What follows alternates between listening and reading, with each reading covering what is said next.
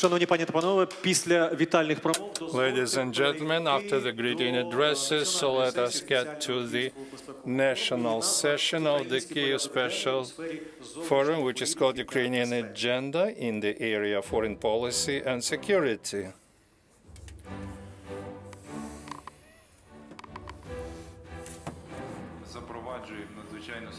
Introducing emergency situation in Ukraine.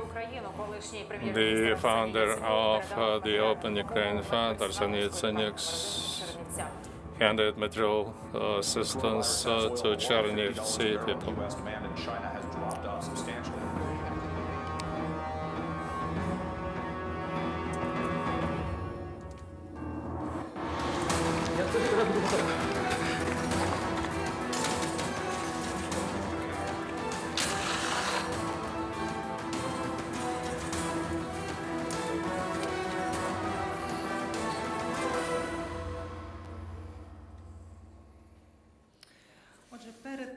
So before announcing the next speaker, I will tell you about the timing of this session.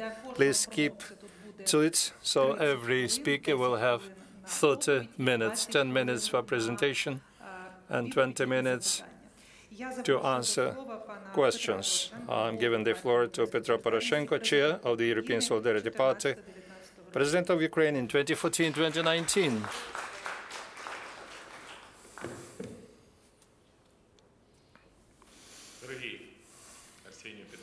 Dear Arseniy, dear Olena, dear Ukrainians present here, and those who watch us on TV, our sincere friends from all over the world, first of all, I thank you very much for the proposal to invitation to participate in this event. I would like to congratulate Arseniy and his team for taking decision to have this forum under this very difficult situation. This was a very correct decision, and I fully support it because it's become a brand name, actually. It is reminding the world about the importance of Ukraine. It's really a pity that we have to do it using the distance communication systems under the condition of social distancing in a situation of pandemic, but we must do it. It should be done. And I can tell you for sure, because I know that COVID is very heavy, a very dangerous disease, and I would like, because I know this from my own experience, I would like to thank for the support, for 100,000 messages of support which I received, and I must say that they possess absolute healing effect, together with heroic deeds of our doctors. It's a pity that once again we are talking about issues of peace, including in Ukraine, and challenges to the world's security under the unchanged condition of continuing Russian aggression. I would like to underline aggression not only against Ukraine, aggression against the whole civilized world, and the aggression of Russia should be regarded exactly like this.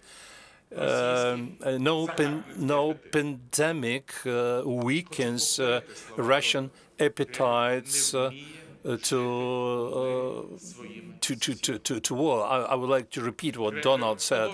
Kremlin does not want to live in peace with its neighbors. The Kremlin wants to have war. Where there is Russia, you should expect for the problems. And this factor of Russia is strengthening a very dangerous trend of weakening the role and respect to international organizations in regulating, mitigating conflicts, and ability of international organizations to mitigate conflicts. And unfortunately, it forces the interested parties to resolve by force their own problems. This way, the local wars are waged: Syria, Libya, Nagorno-Karabakh. That's why it's an extremely important issue today to reassess, reevaluate, revise the role of international organizations in their security, in the world security. And for this, we need effective international leadership.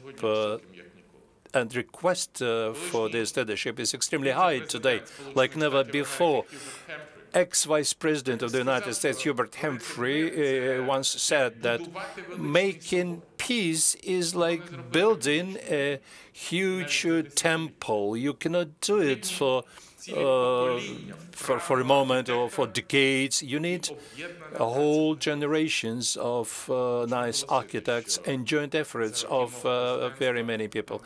I must underline that during our presidency, we managed to set up a foundation for this huge temple of peace in Ukraine, not under the conditions of Russian aggression, but the peace which is based on the principles of international law and is called the peace on the conditions of Ukraine, a peace based on our language, our beliefs, modern Ukrainian army, peace based on European values, European identity of Ukraine.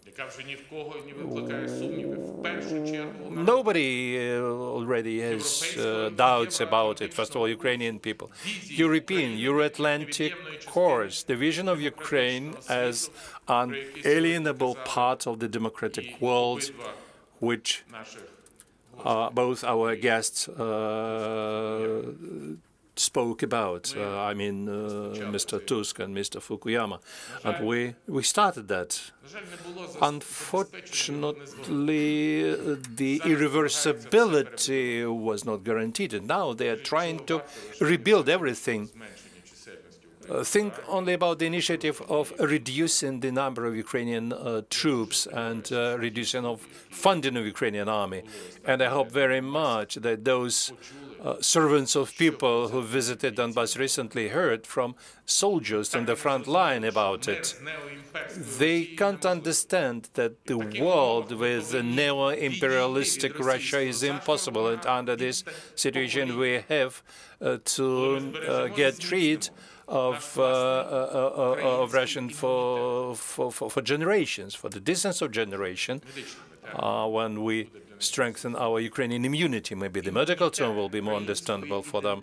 Immunity of Ukrainian identity is extremely important. And God forbid from that on this way of the building the temple of Ukrainian independence and to go to bow to Russian neo-imperialism, because then we once again lose our statehood, our independence, will not be able to get rid of thousand-year spiral of Moscow oppression.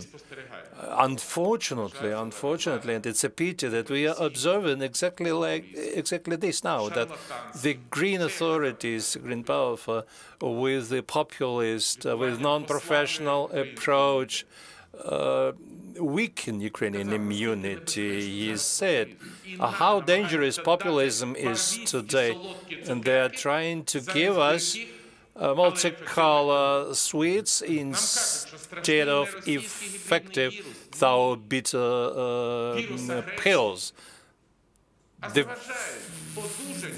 They speak about the virus of aggression, but they do not allow Ukrainian body to heal. They said that the enemy is in Crimea only. No, there is enemy in Ukraine, and that they say that there is no enemy in Kremlin, and they say that all the problems come from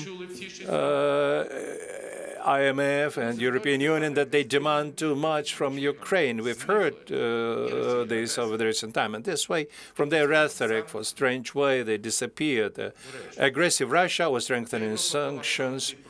By the way, Europe introduced sanctions against violation of democracy which took place in Belarus. The whole Europe introduced sanctions against companies which built Kerch Bridge. What are we waiting for? The process stopped of work on recognizing Orthodox Church of Ukraine, and we become vulnerable to Russian hybrid virus. What do they tell us? We all remember very well that peace means just stop shooting. The Russian occupational forces and their proxies have to get out of Ukraine, and I will underline that until they are like occupants on the territory of Ukraine, they will not stop shooting.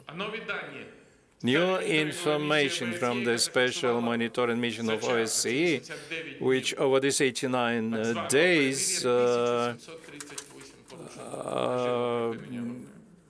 inform about 1,800 violations of ceasefire, which means that instead of controlled escalation, Russia moved to the regime of controlled silence in Donbas. Hybrid silence in Donbas is not because somebody is a genius of peacemaking. No.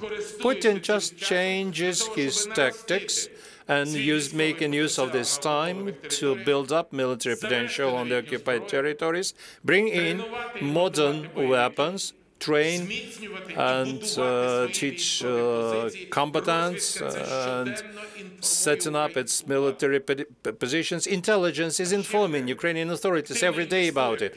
Also, Kremlin actively invests into undermining Ukrainian political stability from inside, including mongering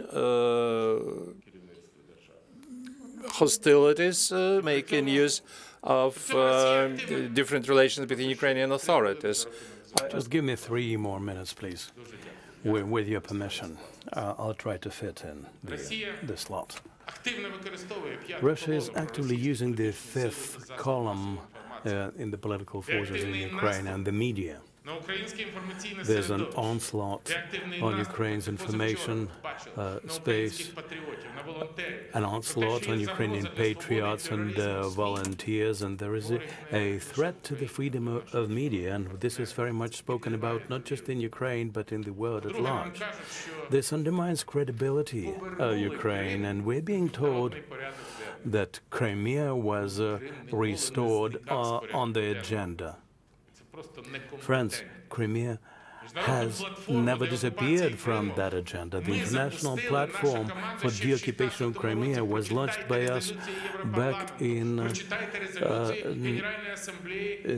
2014. Just read the resolutions of the UN and other international institutions, the resolutions and positions of European countries, and the documents about the consequences of Russia's aggression, the sanctions which continue, the coordination of actions.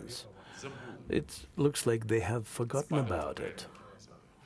They called it the legacy of the predecessors. All these documents were the results of our many years of endeavor, and we never stopped on that road. And using this for your own PR is not a good way to go about it. And the sanctions about the violation of Russia in the Kerch Strait and the Azov Sea has never happened. Ukraine is still waiting for the strategy of deoccupation of the peninsula. And yesterday we heard that this is a state secret. But this included not just synchronization of international sanctions, but also the use of international judicial institutions, the way we did it. The Hamburg Tribunal, Stockholm Arbitration Court, the Hague Court. They are selling the deblocking of Normandy format as a progress in a peace process. But the Normandy process has never been frozen. You just take a look at what is going on at the ministerial and intergovernmental level, and we should not overestimate the March meeting in in Paris, because it basically took us further away from peace rather than otherwise, because Putin just came to take a look at the new president of Ukraine and assess, gauge his readiness for capitulation. And since that time, no serious progress has been achieved. So the format has been blocked again, and the next summit, I assure you, will take place only when Russia wants this. And that will happen when Ukraine gives up and capitulates to Russia in its steps. But we've said on many occasions that the Ukrainian nation will not allow this to happen. We insist on this, because we do care. We do care about how peace in Donbass is going to be achieved. We're being told that at the international level, the world is weary of Ukraine. But that phrase comes from the Russian narration and Russian rhetoric, because they want to depict Ukraine as a failed state and increase the international support for Ukraine. But the world has indefatigably supported supporting Ukraine. I'm thankful to each and every member of this coalition and each and every leader, just like Donald Tusk. The Kremlin doesn't know what to say about this. But now we see that the Ukrainian government now is working towards rehabilitation of the aggressor. So what do we have to do now without any jokes or excessive PR campaigning or fighting for the laurels of peacemakers? We need to triumph over the enemy and to cement our state. Primarily, we need to have internal solidarity, trust to Ukraine from our partners. We have to double down in our drive towards the world and the Western community. But now Ukraine is marking time on that track. And thirdly, we need to enhance our coordination with international partners, and we need to come out against the Russian Federation with a unified position of all our coalition. We should be ready to the situation when Russia is ready to fold up its international dialogue with the West. Therefore, there will be no quick fix. And I hope that after the presidential election, the United States will actively re-engage in the process, and the special representative of the U.S., a new one, or maybe the old one, Kurt Volker, will be reinstated in this process, and I would like to thank Mr. Volker for everything he's done. We need to restore our negotiations in the within the Minsk process.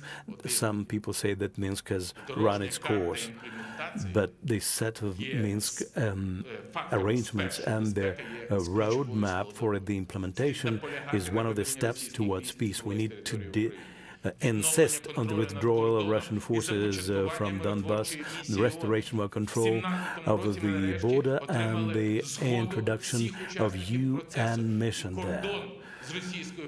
The border with the Russian Federation should, at the initial stage, be controlled by the special force of the United Nations. We need to strengthen the sanctions regime. We need to further strengthen our resolve in rebuffing the Russian aggression and to ensure success of our reforms, primarily in the rule of law, anti-corruption drive, the independence of the National Bank, competitions as we form our public service bodies, everything that has been ruined by the incumbent government, and the credibility in the eyes of our Western partners. We need lethal weapons. We need to boost our military.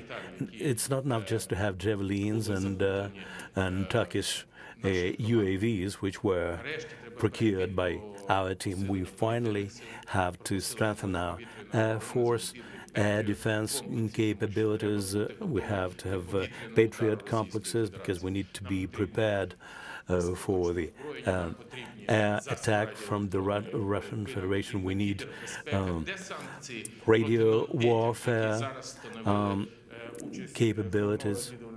We need to combat the efforts of the intelligence services of Russia. In the east, we need to stop the process of the construction of Northern Stream. We need to stop the attempts to undermine our Thomas processes. We thank all those who are engaged in this work, because it's only by joint efforts that we can make progress and ensure a fantastic development for our state, in which I very much believe. Thank you very much for your attention. And I stand ready to take your questions. Well, your speech was so exhaustive that you've already answered part of our questions. But I was interested in the joint focal points in the presentations by Mr. Yatsenyuk and Mr. Tusk. Mr. Yatsenyuk said that instead of fighting the virus, some people are just vying and competing for their popularity ratings. And this is not just the case with us, as we found out in the recent debates in the US. The internal mortal fight, as Mr. Tusk referred to it, and this is very much the case between and among our politicians, because they don't have a reflex of defending their statehood. There's a problem of infighting and mutual bickering to the detriment of the statehood of Ukraine, and following their parochial individual interests. How the threat of the pandemic can help us develop this immunity against this scourge, and can it help us grow the muscles for the defense of our statehood? Crisis is not just about a challenge. This is also an opportunity to combine internal healthy forces in the country. Now we're going through three crises. The security crisis because of the Russian aggression, including through the hybrid war within the country. The economic crisis, because 8% of a budgetary deficit, 8 to 18% of GDP drop, and nothing is being done to protect the jobs or the economy. Quite the opposite. The half-baked decisions about the lockdown and so on lead to further ruin of the economy. And the third is the crisis of the pandemic. Just imagine, over the last few months in Ukraine, more than 2,000 people died. 20,000 medical workers got ill, and the government, having concentrated huge resources, instead of buying medical resources and carrying out tests, they put all this money in the tarmac, and now they are assuming the ostrich stand and fail to explain their actions. These are just steps of populism, and they don't want to speak openly about it. And we can see that the interview, the address of the government to the people shows that they do not understand the scope of challenges and problems facing Ukraine. Shall we keep silent about it? Just imagine that if we kept silent back in 2014, can we afford not defending medics? If we did that to the army back in the 14th and 15th, that would have been totally irresponsible to our country. And our position is very straightforward.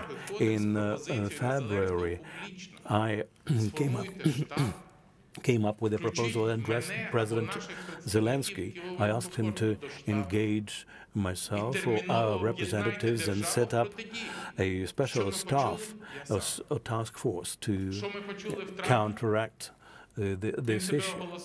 But in May, he said that he's a genius fighter against the coronavirus, and he said that the coronavirus had been beaten. In 2014, the months which were donated to us by the volunteers made it possible for us to equip and clothe the army, while the intervening time for them was used to steal the money from the budget.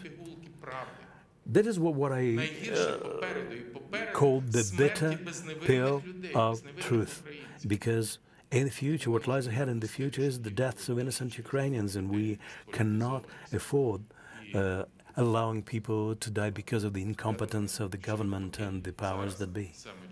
And I think that it is now that we have to bury the hatchet of war, sit down at a table and start working together for the good of Ukraine. Mr. Poroshenko, I'd like to ask you in the context of the local elections. You've been through many regions, through all the regions of Ukraine, basically. When you speak about the bitter pills of truth, next week, these pills will manifest themselves in the shape of pro-Russian parties, which are very likely to take a lot of seats in the local authorities. What do you think is the main threat in terms of pro-Russian forces coming to power after the local elections in Ukraine? I hate to argue with you, but this will be an exception, and I will argue with what you said. No, I am crisscrossing the country, canvassing before the local election. Last week I was in Tisminica and Bushtin. Yesterday was in Zaporizhia, and I can see the public sentiment. It is pro-Ukrainian, definitely. I love this country. I love my people. I rely on its wisdom, political wisdom including, that it manifested not only during the revolutions, but also during the elections, favoring pro-European, pro-Euro-Atlantic forces. There are risks, of course, of populism and fake news. It is through political technologies and tricks that people might be deceived, and I call on people to be very careful to analyze the party platforms and use integration to Europe and integration to NATO as a litmus paper when they come to the ballot stations. Just standing up to this pro-Russian risk. The risk does exist, but it comes from a different direction. Achievements of our team over the last 5 months brought about 3 free and fair elections that was confirmed, corroborated by OSCE, ODIHR, and by other international observers. Not only am I speaking about the elections that I won in 2014, but also parliamentary and presidential elections of 2019. In the previous parliament, we had the 3 clearly pro-European factions. Look at local elections of 2015. They were commonly recognized as flawless, and the presidential elections of 2019 were also up to the international standards, and we transferred power in the democratic and civilized way. And I was actually commended by a lot of my former colleagues for that. But what do we see today? Today, we see what is unfathomable. During the elections, on the day of voting, President and his team, his party that participates in the elections, decided to conduct a polling. That's crazy. You will never show it to the world that the elections were free and fair. And you are trying to trick the people, which is prohibited by election code, by administrative misdemeanor code, by the constitution of Ukraine, after all. They still have 48 hours to go, and perhaps they will have second thoughts and they will stop and see stop undermining actually trust on the part of our European partners, starting with Belarusians to Georgians, Moldovans. They are looking up to Ukraine as a role model. But this role can be undermined by such actions, and that is a risk. But I trust Ukrainian people. I lay a lot of trust in them, and I'm sure that the European people will support pro-European parties, including the European Solidarity Party that I have the honor to chair. One more question, if I may. We still have 2 minutes to go. You mentioned the polling organized and initiated by Mr. Zelensky, allegedly, as he says, to feel what the countrymen and countrywomen think. He says that he requires mandate from the people to fight for restoring the Budapest memorandum format. And he says that the power of the memorandum is understated. He said that since 2014, the former president and his team did nothing to deoccupy Ukraine, and the actualization of the provisions of the Budapest Memorandum will help us to restore our position and enhance our negotiation position vis-à-vis Luhansk, Donetsk, and Crimea. Whose statement is that? Of the Kremlin or of the presidential office? Of the presidential office. They are very similar. Without your comment, I couldn't even tell the difference. And there's also one statement from the candidate of the opposition who is planning to do something, or the statement of the incumbent president who has got the majority in parliament. So he has every lever to use all his powers to implement his ideas. He's been there for 2 hours. If you prefer the Budapest Memorandum, okay, follow it. If you like the Minsk arrangements, okay, or work to implement them. You like a different arrangement, offer it, propose it to all the stakeholders. But I cannot see any meaningful actions towards that. So I believe that the polling to be held on the 25th of October discredits Ukraine, and it is a witness to incompetence, to lack of knowledge, lack of will even to read the text of the memorandum. If you do not grasp the essence of an international instrument or just of a document, ask the experts. Why shall we ask Ukrainians who give their life for protecting and defending their land about some assurances in the Budapest memorandum? Ask Kranchuk. There are no ironclad guarantees. There are only assurances. Ask international law experts. There are no guarantees, and memorandum is not an international instrument. We need to form a new global coalition in support of Ukraine with the options of sanctions, with the option of procuring lethal weapons for Ukraine. When I came to office in 2014, Ukraine was under the official embargo to supply any weapons to Ukraine, not even lethal. I could not buy an engine for the tank from Germany because it was a dual-use good. I couldn't buy navigation equipment from Italy because EU directives directly prohibited to do that. And the first breakthrough occurred when we negotiated that with François Hollande, and we agreed to stop the procurement of the Mistral aircraft carrier to Russia and to seize the procurement of radio electronic fight equipment. And we bought that equipment. It was procured, it was actually delivered, and we used that equipment on the front line. We didn't have a single UAV, single drone. And do you remember how much I was criticized when I met with Erdogan and decided to buy just the wartime drones or UAVs, and they are still operating, those that we procured from Turkey.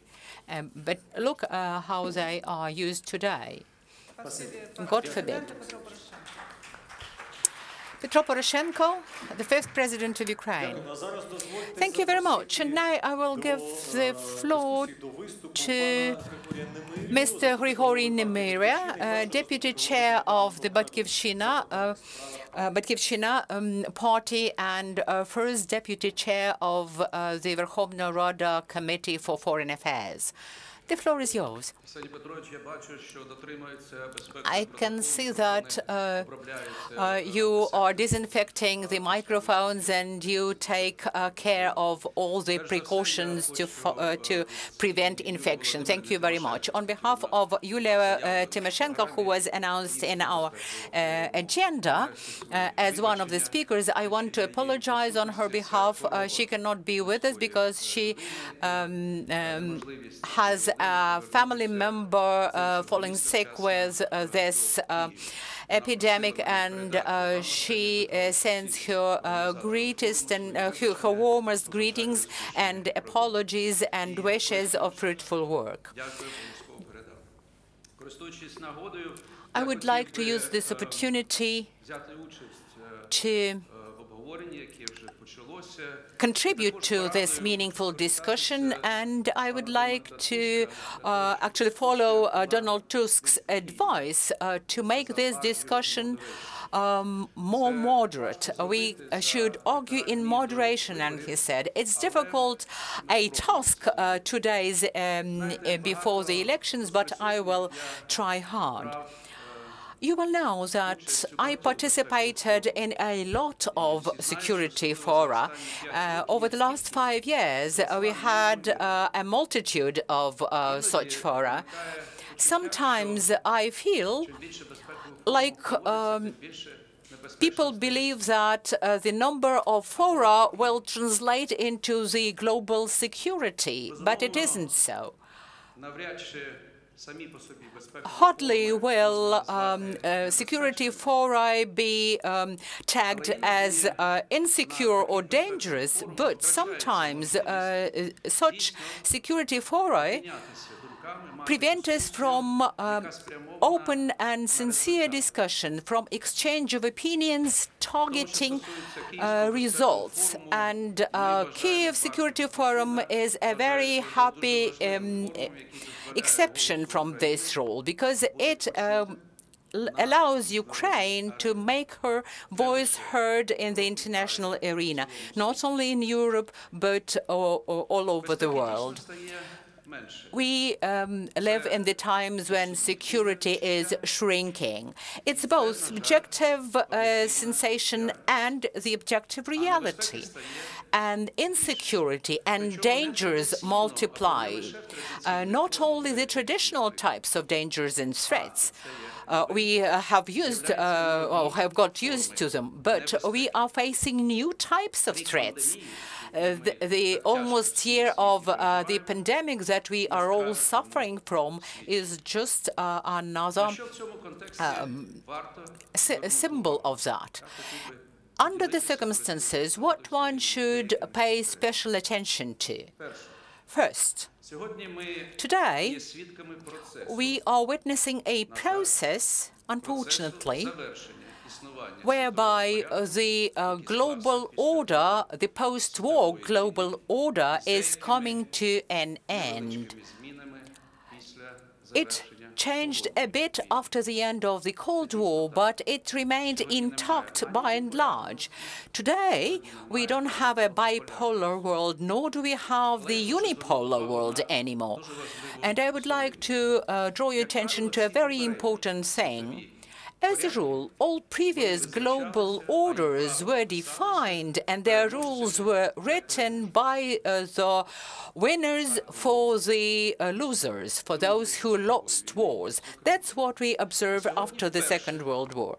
It's for the first time ever today that the New World Order is emerging not a result of a global war, of a great war, which was the practice of the past, but rather it is emerging, it is being in the making in front of our eyes, while international organizations are still in place, while the international law rules are still in place, and they were established just to service and to support the old world order.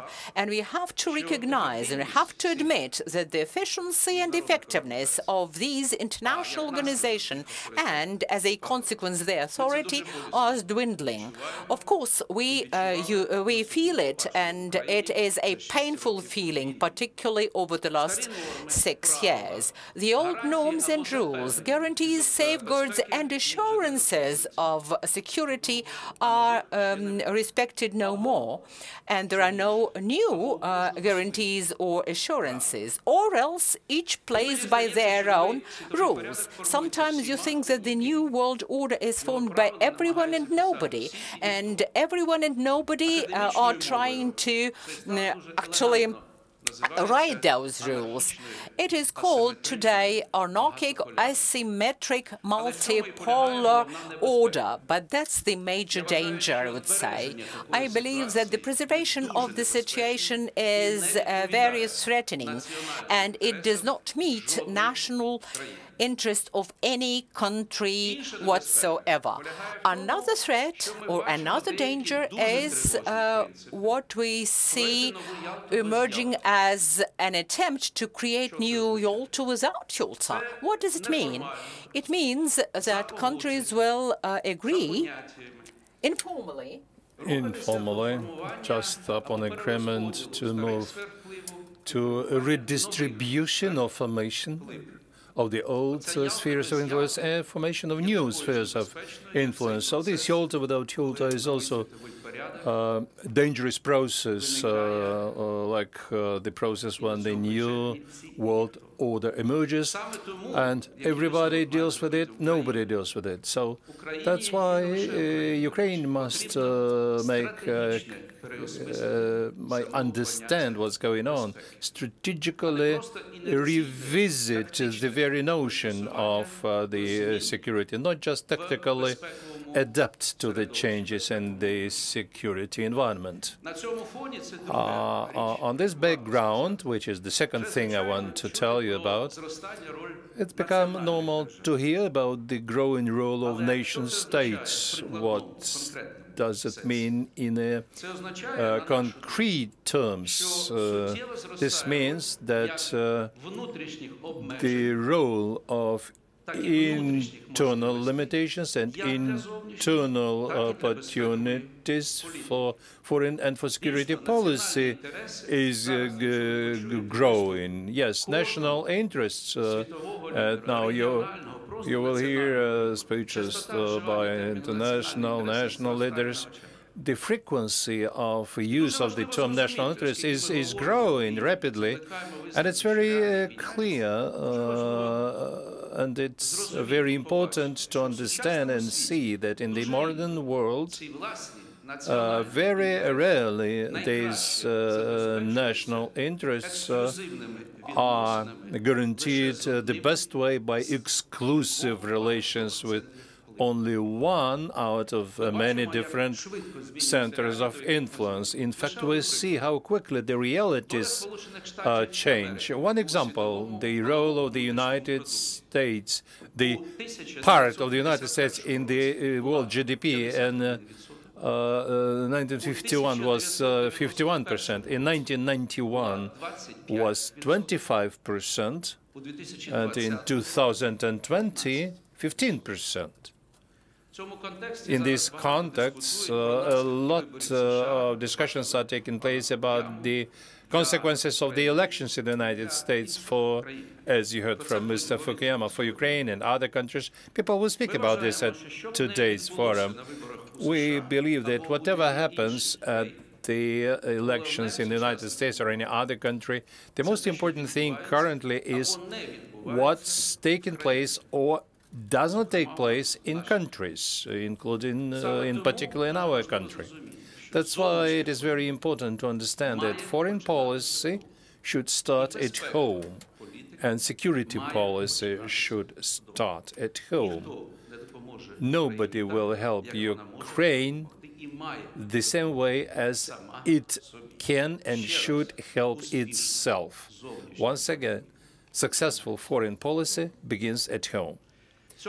In this sense, what is the major threat, internal threat for national security of Ukraine?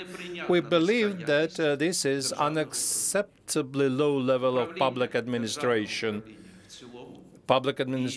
in general, and processes of making and taking political decisions.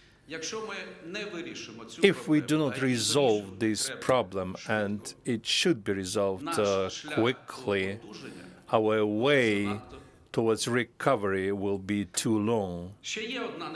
And there is yet another threat which I would like to draw your attention to in view of pandemic and the consequences of the trend of the politicians.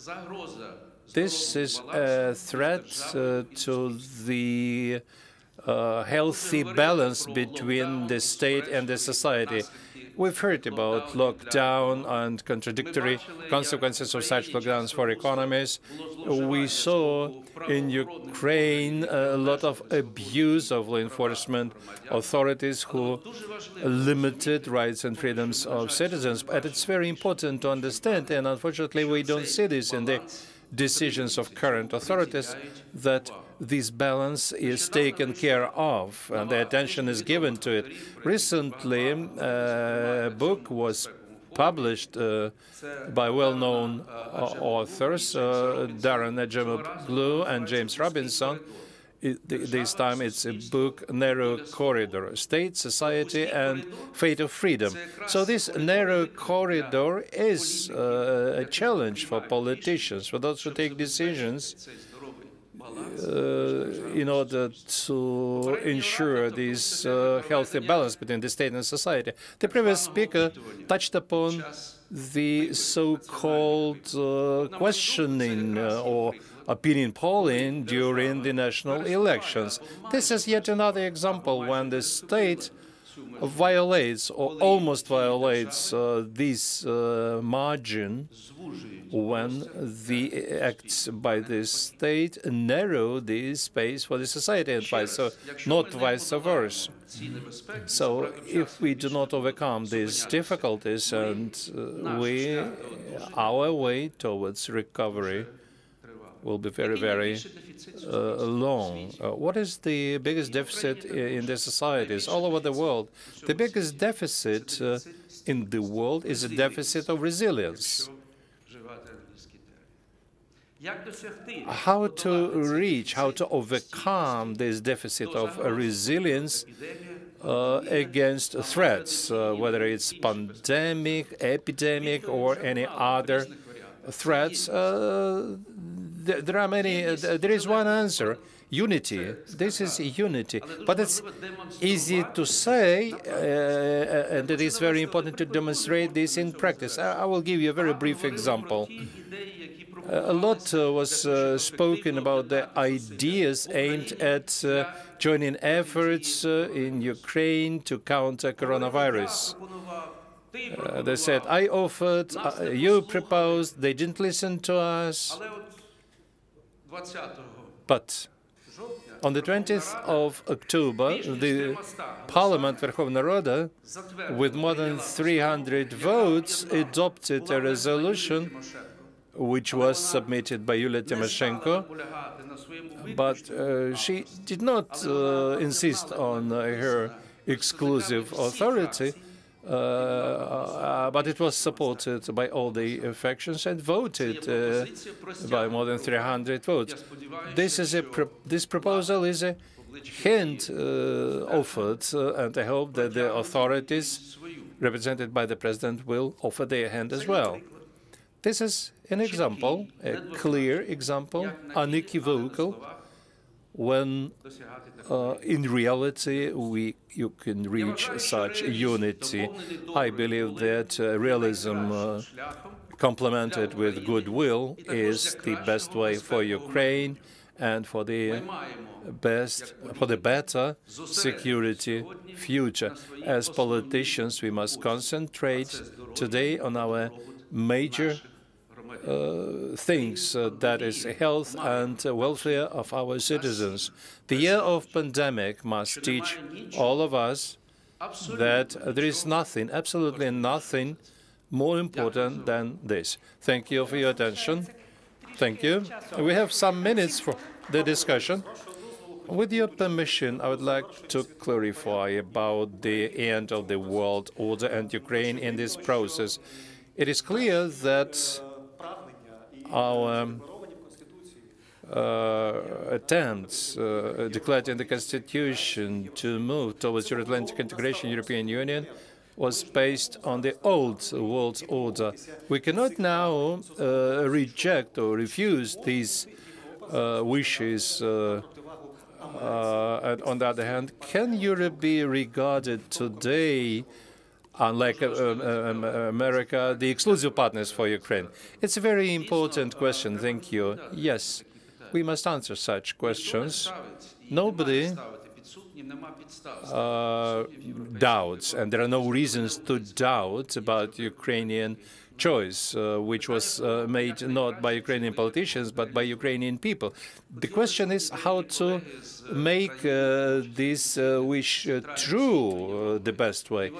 And we hear from our Central and Eastern European partners for a number of years. They have been telling us that the way of Ukraine towards Europe will not be absolutely the same as they had in Central and Eastern Europe. We were listening to this.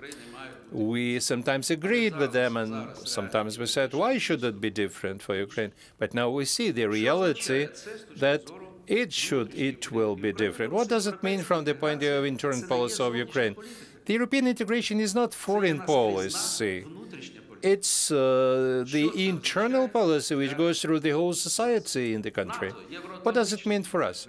NATO, Euro-Atlantic choice, the same. We see how quickly the situation is changing. Professor Fukuyama, President Tusk, President of the European People's Party, Tusk spoke about the importance of geopolitical Ukraine. And I remember that in 1993 there was a very important article published, and many analysts learned it by heart. There was a well-known American expert, Sherman Harmon, who wrote a book, Ukraine, Keystone in the Arch.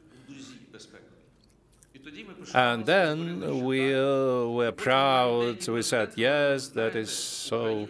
And many people, including the president, said, you know, Ukraine is a unique country. And people applauded to them. But when I told this to students, one of them raised his hand and said, Grigory, unique, does it mean that it's not like the others? Yes, it is not like the others. And other countries are not like the others. And this is the essence of this observation of realities, of changing realities, for us to make our own conclusion, not changing our objective, but understanding that our way, our road to many targets which our neighbors reached will be longer, will be more difficult, but it's important for this to be a real way. Thank you, Grigory. You said very well that successful foreign policy begins at home. Olena Kondratyuk, your colleague, said that in the parliament, the stable pro-European, pro-Western coalition has formed. My question is, for a year, almost a year, media holdings connected with Viktor Medvedchuk are very actively campaigning against so-called anti-Soros campaign. This is Russian discourse, which includes some sort of a foreign management, IMF demands, which are not good. And the members of opposition party, which some also members of who belong to the Kolomoisky group, some representatives of your party also speak about these negative things about Soros, about grants, and so on. How come you have this consensus on this issue between your political force and Opposition Platform for Life, for example? Thank you for this interesting question. The only thing, I wouldn't combine all this into one thing, because you have, in fact, 4 questions. For instance, a question related to the fact that some channels or media holdings have different vision of things or messages which we hear from them differ from the others. Yes, it is the fact. But if we say that there is freedom of speech in Ukraine, which is guaranteed by the Constitution, so we have agree with this. With the one exception, if this violates Ukrainian laws, Ukrainian constitution. If it violates Ukrainian laws or constitution, then law enforcement authorities should interfere. If this does not violate Ukrainian laws or Ukrainian constitution, this means freedom of speech, discussion, expressing your own opinion, and this is societal space where it should be valued, even if you do not agree with these opinions. The second part of your question concerned foreign influence. Yes, by the way, if you look at the first part of the question, especially in the context of election campaign in the United States, some journalists over there ask the same sort of questions which you asked about Ukraine. But in the United States, nobody is going to close down some broadcasting TV channels which are more supportive of Republicans and others supporting Democrats. As regards external rule, we have to differentiate between the populistic slogans which are being pronounced to make sure that under these slogans Ukraine should be given up to the control of another country. There are different kinds of external control. When people speak about this external control, they primarily speak about the personnel, policy, and decision-making. Sometimes questions arise about the reasons and causes for those decisions, especially as citizens of other countries are appointed to positions in public administration, which is not the case with other democratic countries, be it European or otherwise. You will very rarely see this happening there. So we have to be very critical about that and take it with a pinch of salt. And part of my presentation was about the world order and the old institutions which were set up to embody this order. Their efficiency now is going down. And basically, on several examples, we can see that the recipes which were given to countries elsewhere in the world failed to work, but they are still being given to Ukraine. This is just an appeal to critical thinking and to understanding that Ukrainians are primarily responsible for the future of their country. This is the point. And I can never accept that colleagues from my faction would be lumped down into the same box with politicians from other political forces.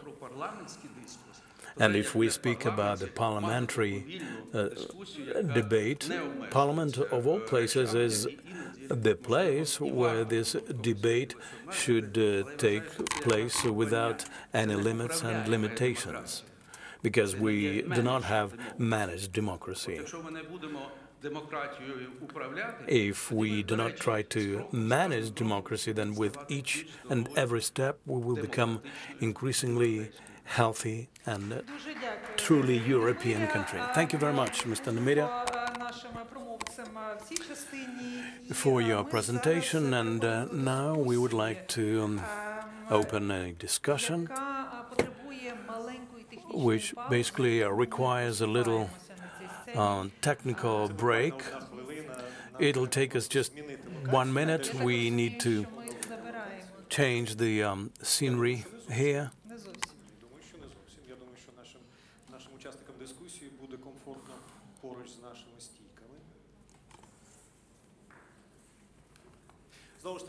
Again, given the form of today's discussion, we will have both on and offline participants in the discussion. This will be kind of a combination format, and this is also one of the novelties in today's forum, and I do hope that you will feel comfortable in this setting.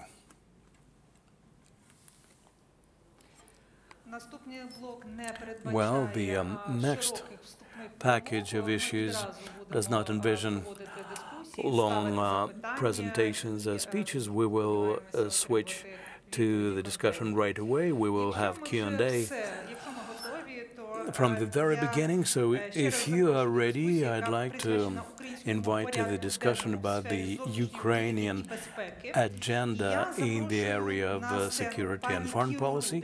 I'd like to invite him, Ms. Kira Rudik, head of the Holos, the Voice Party, Ambassador Volodymyr Vasilenko, head of the Board of No Capitulation and member of the Tribunal for former Yugoslavia, and Mr. Andriy Sadovy, City Governor of Lviv, who will join us online in 7 minutes. So I suggest that we start with the brief address from Mr. Volodymyr Vasilenko. I'd like to proceed from what Mr. Yatsenyuk said, that we do not need peace on terms of capitulation. I'd like to hear your view, Mr. Vasilenko. What is your take on the efficiency of Ukrainian bodies of power in the peace process? Thank you very much for your question.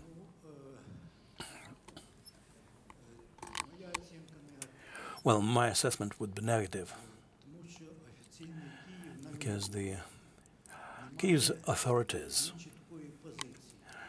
do not have either a clear-cut stance as regards the issue of rebuffing the Russian aggression, as well as overcoming the consequences of this aggression. They don't have a clear stand as regards the negotiations. And just because there is no overarching official policy on this issue, there's no clear-cut strategy in negotiations either. And this position that we have in the negotiations is the one which is imposed by the Russian Federation.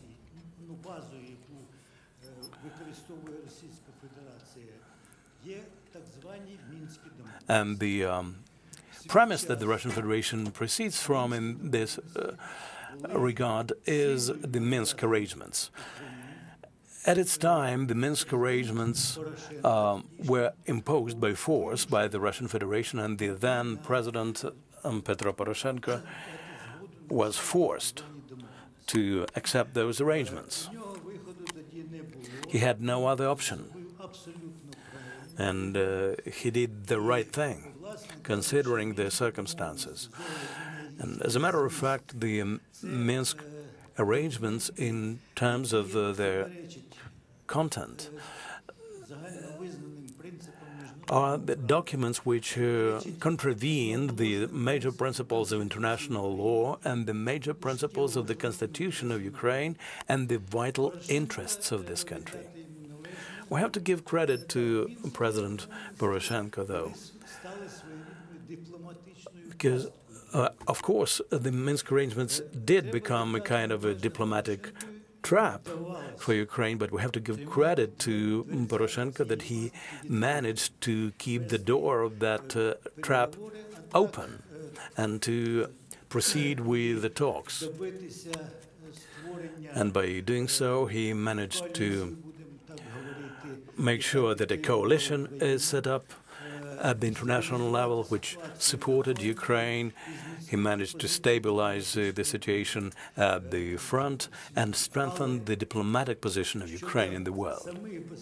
But as regards the talks per se,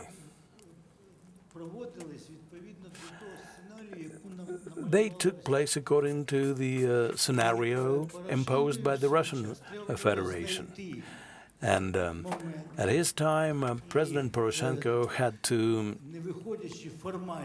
find the right moment, and without formally withdrawing or reneging on the Minsk arrangements, to make a clear stand of Ukraine during the talks. Unfortunately, that was not done, and the talks continued in the same modality, the one which was imposed by the Russian Federation. What is happening now is even worse than that, because the incumbent authorities took several steps which can lead to a situation when the doors of that trap will slam closed. The first thing that I'd like to mention in that respect is the so-called Steinmeier formula, which was approved. Then there was an attempt to set up a kind of consultative board and to consolidate the talks along the line of direct negotiations between Ukraine and the self-proclaimed republics.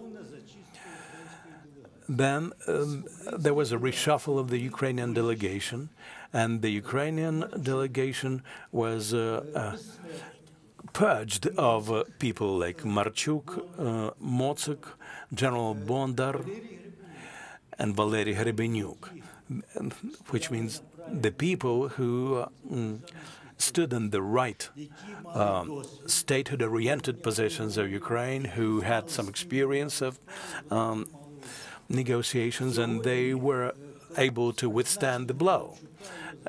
And with the appointment of Kravchuk and his deputy Fokin and some other members of Ukrainian delegation, and judging from the statements made by Kravchuk and especially Fokin and others, all this leads me to believe that the delegation doesn't appear to have a stand of its own.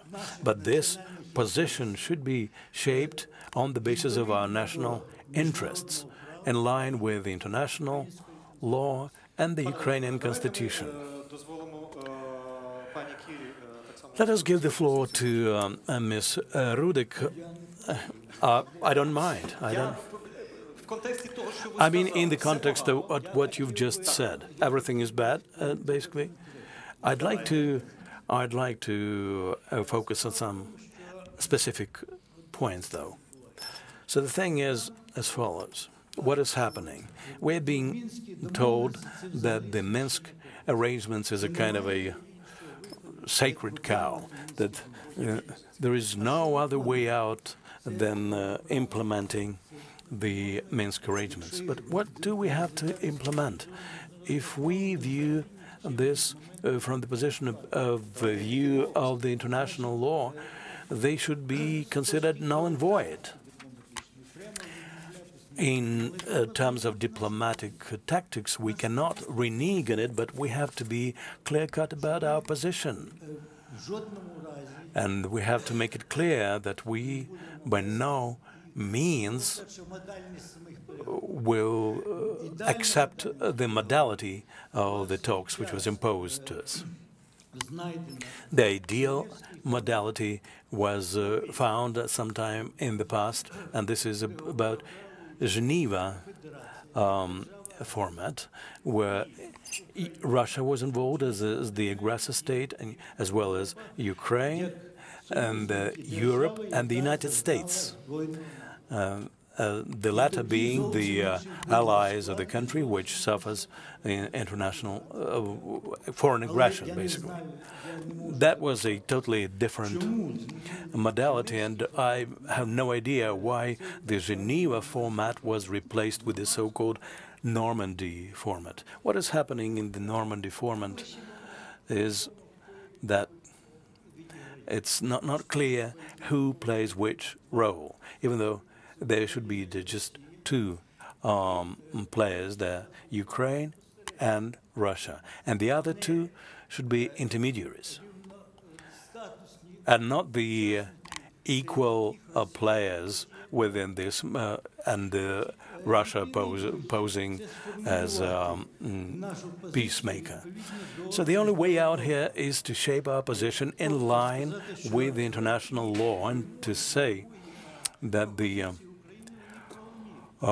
proposals of Ukraine are legitimate. We have to demand that all the armed forces of the Russian Federation be pulled out of the territory of Ukraine.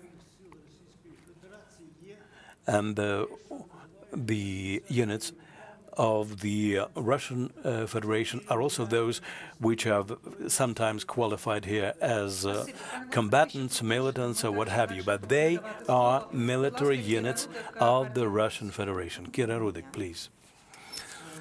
Good morning. I would like to follow up on what you said. There are two systemic issues, two systemic problems which stand in the way of our further progress as regards the Donbass and the deoccupation. The first one is of a political nature. It's about waiting for quick wins. These are political promises that peace can be achieved quickly. And these political promises provide for certain quick results, which in turn hinge on certain steps that will lead us towards those results. Unfortunately, the first step towards this result has not been made, and the first step should have been to accept that there are no simple solutions and there are no quick wins here. It's not enough just to stop shooting. Once we accept that, once we admit that, it will actually open up a certain way to our very consistent steps towards long-lasting peace. Another step is to recognize that Minsk arrangements would not satisfy fully Ukraine's interests, and that their full implementation will be to the detriment of Ukraine rather than to the benefit. And if all stakeholders speak in one voice, meaning that Minsk arrangements do not work for us and do not try to return to them, it will also open up the way towards moving ahead. The problem with Minsk arrangements, and we've discussed that already, is that the political section precedes the security section thereof. when all representatives in the Ukrainian delegation in TCG, when all representatives of the state of Ukraine speak unambiguously about the impossibility for us to implement them fully, that we need some new solutions, it will be yet another step forward towards better security of the country. But that's not what we are observing today. And we, as a country, lack a plan. If we discard the Minsk arrangements, what's then? Now we've got this partial solution, which is a ceasefire, but there's no further strategy. We do not have a systemic vision of what follows what and why certain steps are being taken. 6 months ago, our MP, Sergei Rakhmanin, came up with a proposal called Deoccupation Plan, and it provides for addressing all of those issues. First of all, he speaks about the long way towards finding the peaceful solution, and every step on that path should take place only once we have achieved the previous one and assured that it has been achieved. So security precedes political issues. First, we establish our control of the border. First, we achieve deoccupation and reintegration, and only after that does Ukraine agree to recognize elections in those territories. This is the position which seems most correct for the country, for the nation, for achieving peace on Ukrainian terms, rather than getting territories with the elections that we are forced to recognize, but which threaten our existence as a country. Hero, that's a wonderful declaration, but what needs to be done to achieve it? We've looked into somebody's eyes. We proclaim that it's easy and what it takes is just to stop shooting. But what can we do to truly implement the security part of the Minsk package of measures? First of all, we should stop trying to implement this package of measures and raise an issue with our international partners, suggesting that we should pick up a new plan and a new structure. We are still in this framework of the Minsk arrangement, stopping to shoot, negotiations, ceasefires are all within this old paradigm of the Minsk arrangement. But we have to revise this paradigm to shift it. Mr. Vasilenko, do you agree that we are still within the paradigm or within the frame of the Minsk arrangement implementation? The Minsk arrangements were stillborn. They never worked. They haven't worked, they do not work today, and they won't work ever, because that's a tool used by the Russian Federation to put pressures to bear on Ukraine. They are illegitimate, they are illegal if you wish, and Russia wants to exploit them to impose their terms and conditions on Ukraine. It's not about peace. It's about capitulation. And our movement against capitulation developed a Ukrainian doctrine of war and peace. We did it before even MP Rakhmanin came up with his idea. And we describe the entire step-by-step algorithm of what the Ukrainian position should be based on. My question to you, Mr. Vasilenko, is as follows. We keep discussing the Minsk arrangements. Is that a catch-22 to us? Aren't we thus legitimizing Minsk arrangements and overestimating their role? As Vice Prime Minister Reznikov says, it's just the arrangements for the negotiations and nothing more. Yes, you see, the Minsk arrangement should be forgotten and dealt with and forgotten. But we, at the same time, should have a clear strategy, and that should not be dreaming of liberating our territories tomorrow and starting reintegration the day after. Our president is speaking about reintegration right now, but we haven't got those territories deoccupied to start with. Just for us to achieve success, we need to, first of all, take every effort to make sure we do not lose any more of our territories. Ms. Rudik, now the question to you.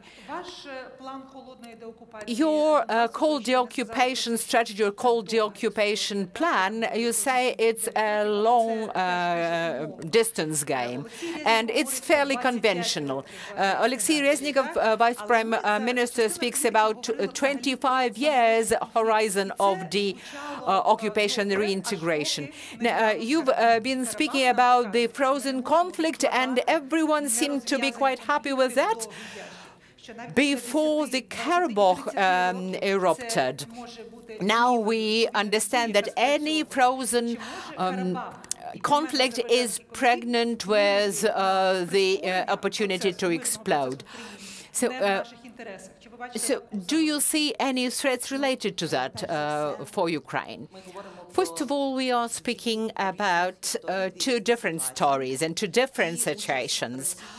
And the engagement or the involvement of Russia as an aggressive player in both cases, in both stories.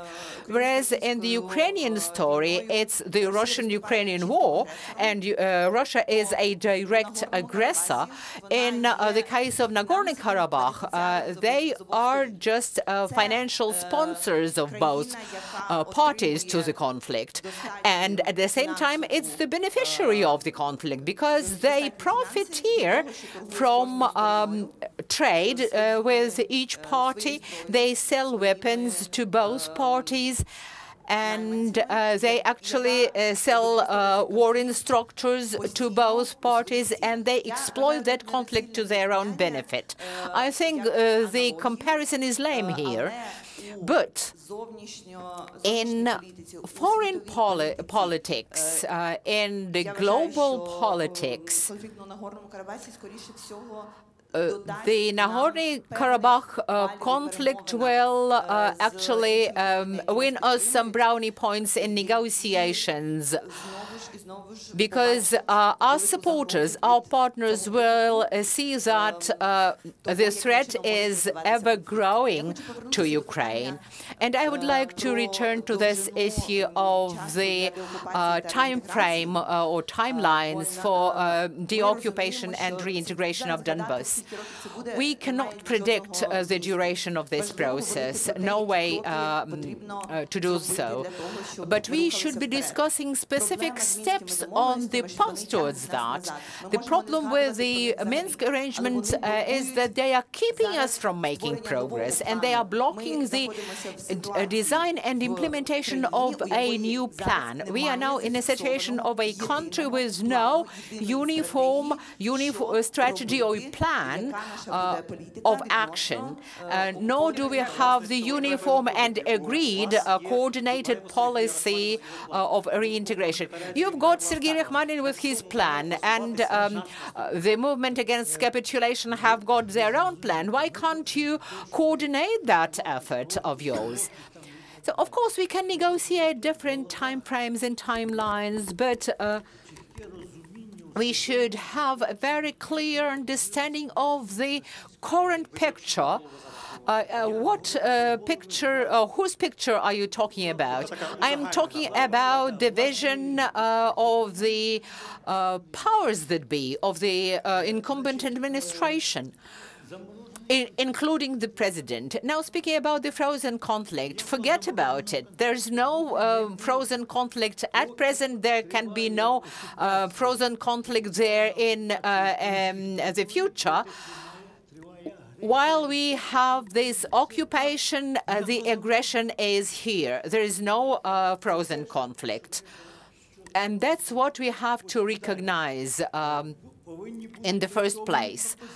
And there should be some reasonable proposals on what to start with. We can't start with the exchange of the detainees or prisoners.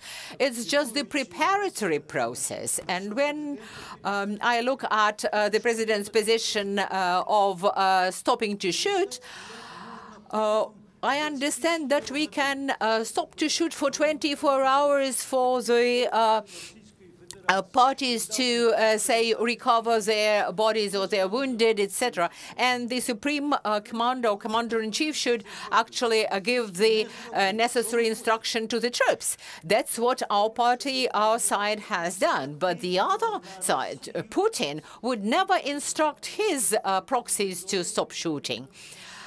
And both parties should behave in a civilized way in accordance with the international law, including the humanitarian law.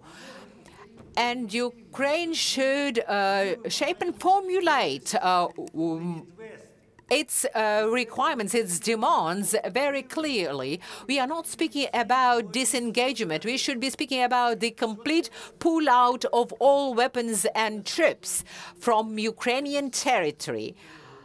And for that, we need to sit down at the negotiation table, and military commanders should sign an agreement with very clear schedule for this pullout. Now we've got Andrei Sadovoy. But we are getting into this trap set to us by the Russian Federation. Mr. Vasilenko, we've got now Mr. Sadovey, Lviv city mayor, with us. Thank you very much, Mr. Sadovey, for joining in. We know your position vis-à-vis the Minsk arrangements. You've vented it several times, as well as representatives of your political force, Samopovich, or self-reliance. And Mr. Vasilenko says that it's a legitimate act, that it's a diplomatic trap, that those are null and void agreements.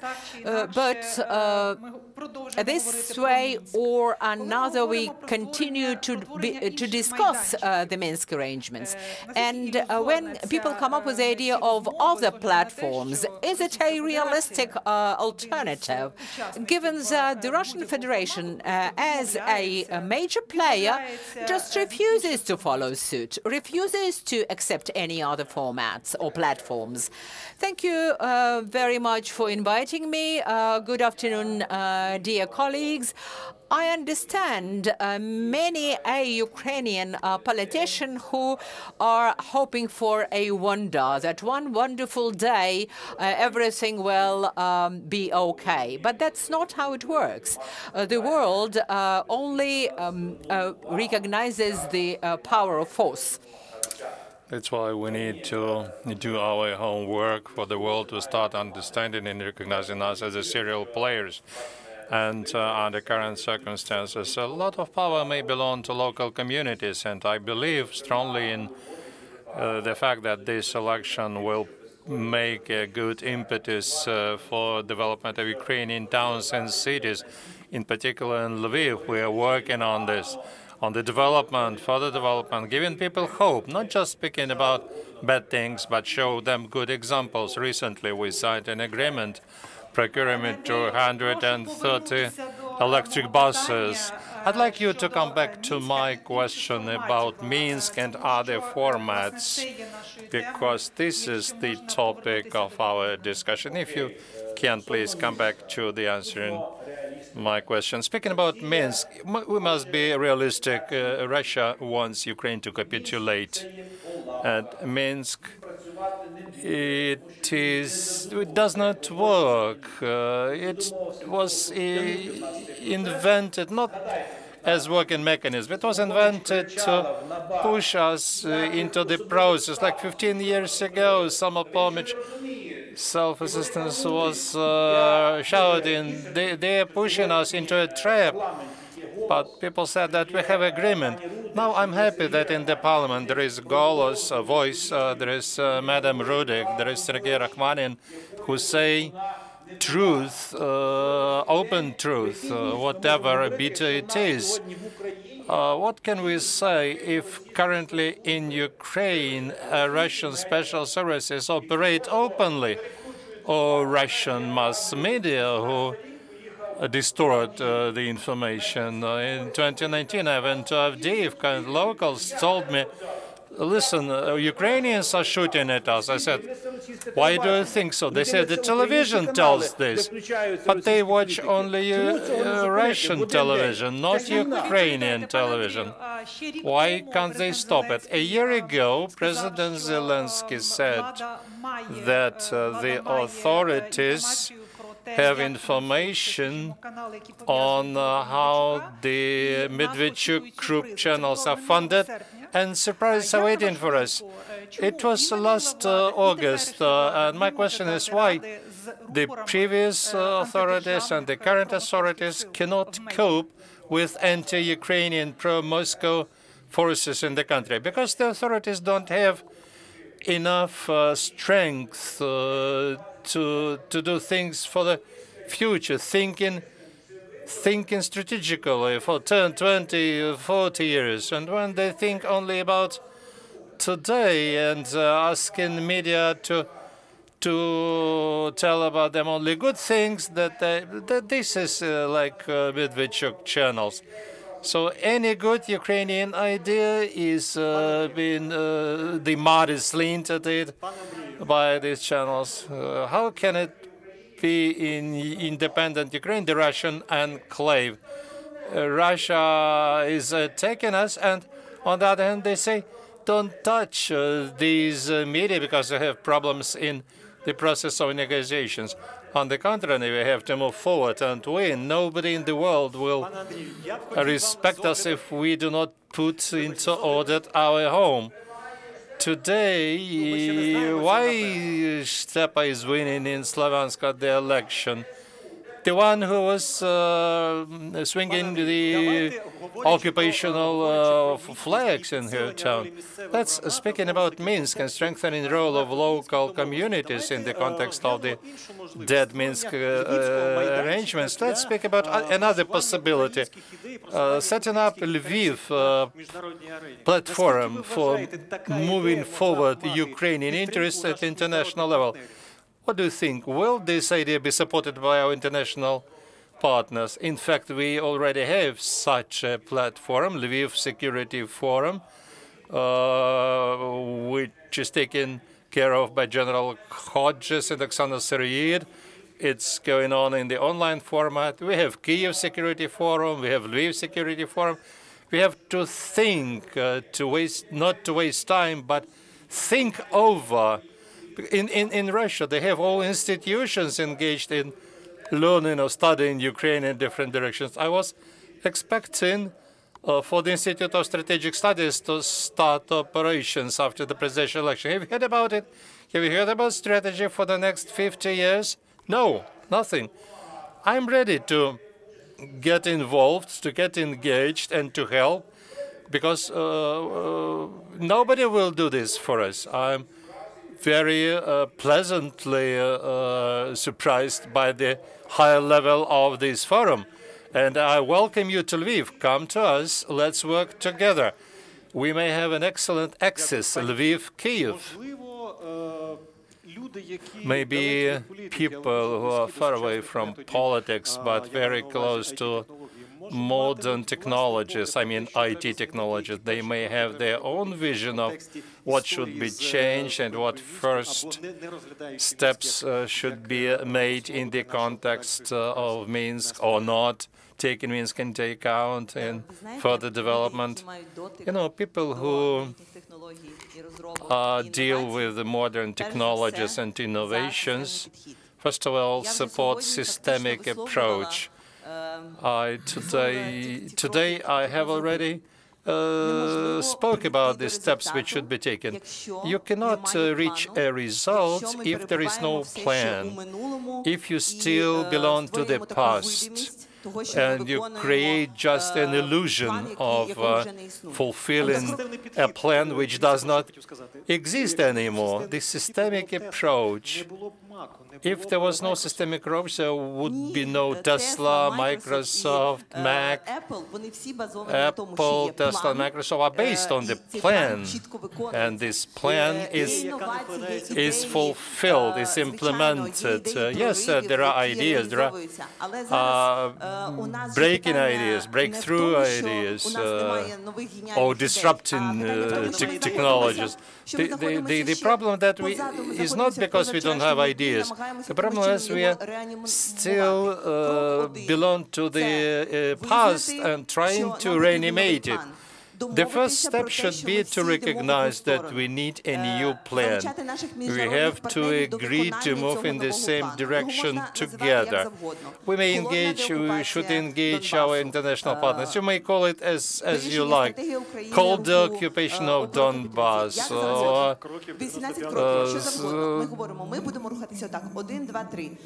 some steps should be taken. We engage our international partners into helping us to move in this direction. And when we develop a system, then we would allow ourselves innovative breakthrough, which would allow us to move from step 1 to step 3. This is the major foundation for any successful project, business, or resolving problems of the state. So understanding where we are, where we move, and clear implementation of these steps. Yes, at some stage you may understand that thanks to certain breakthrough innovations, in our case some geopolitical changes, like and in the United States, after the election, after changes in Europe, we might get some additional friends. But the question is, what these additional friends help us with? And here you must be able to say that exactly here we may get some assistance. Andrei,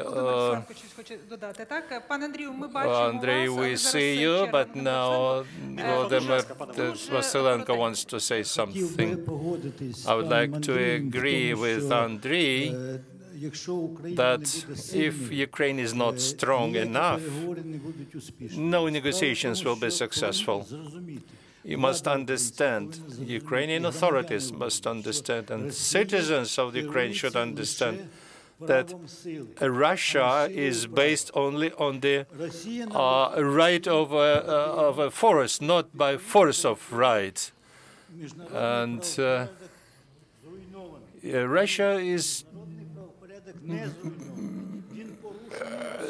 Russia violated international order, and the international community should, first of all, stop violation of this order. And therefore, Ukraine must demand from Russia to act according to international law, and all Ukrainian citizens must understand this.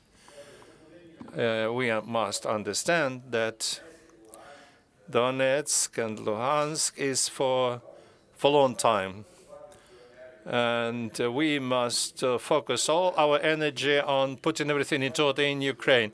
For the anti-corruption court to start operations and to start imprisonment of organizers of criminal corrupt schemes.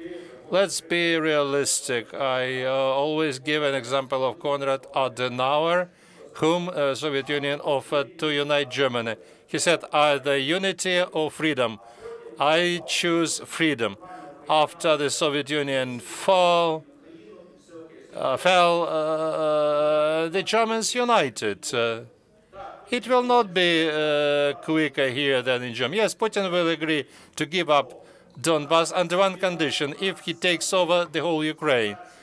So our strength is in ourselves. We must concentrate on Ukrainian problems.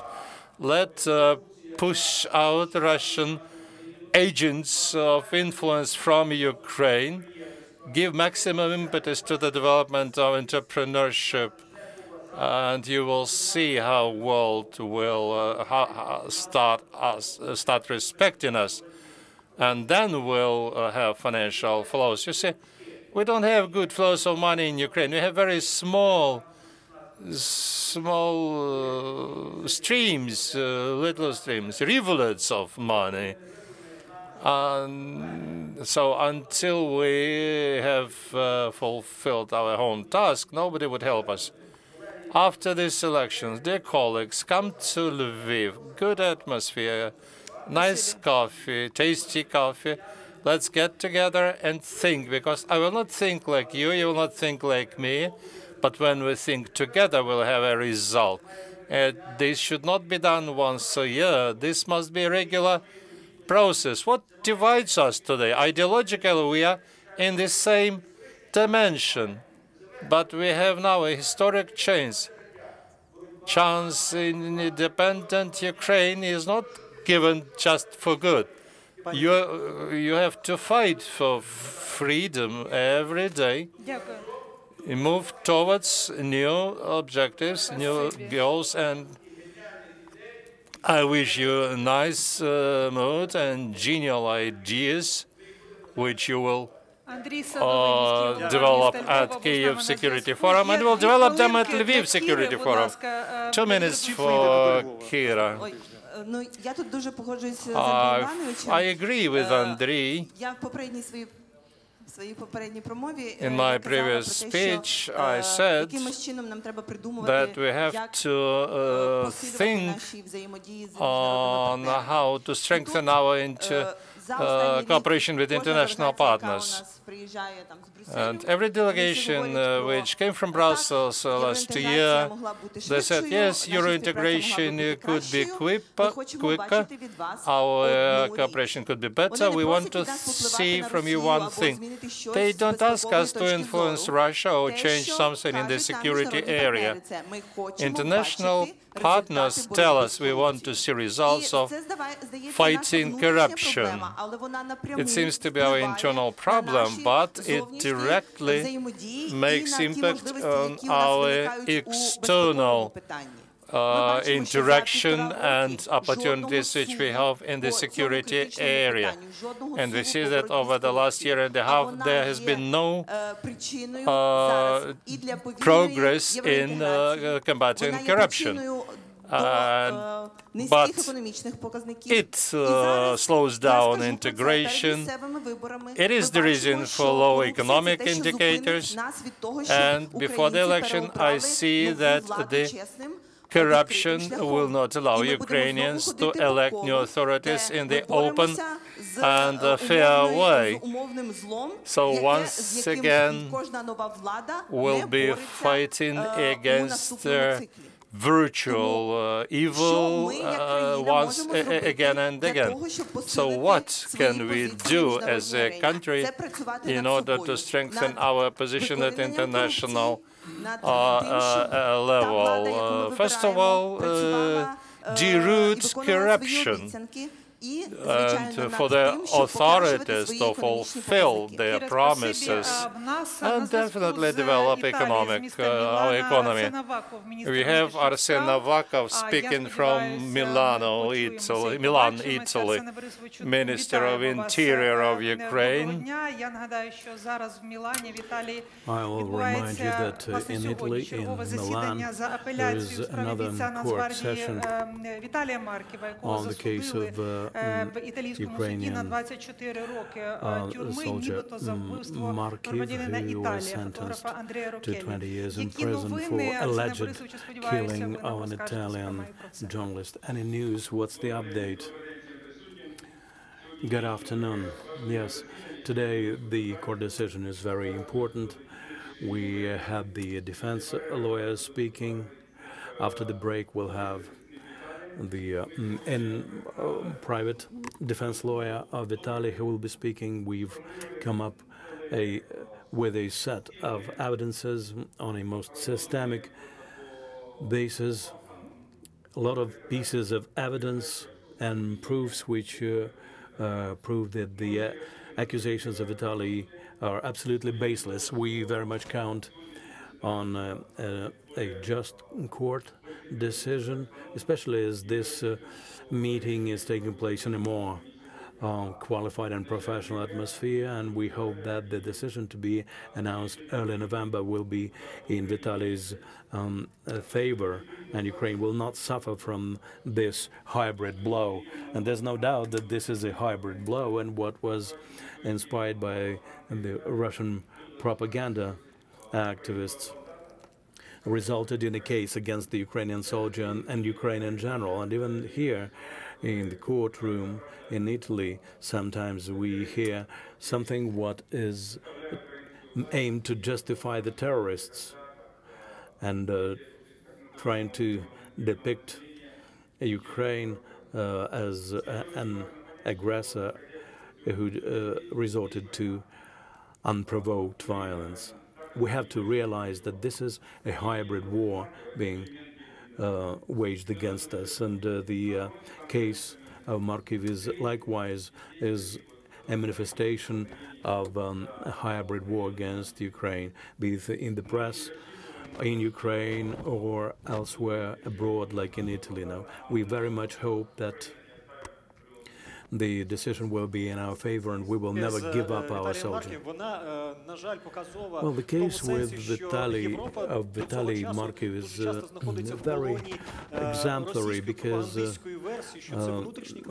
very often people buy the rhetoric that this in Ukraine we have a domestic conflict. Maybe now people start gradually to realize that this is a war against Ukraine, but not a domestic conflict.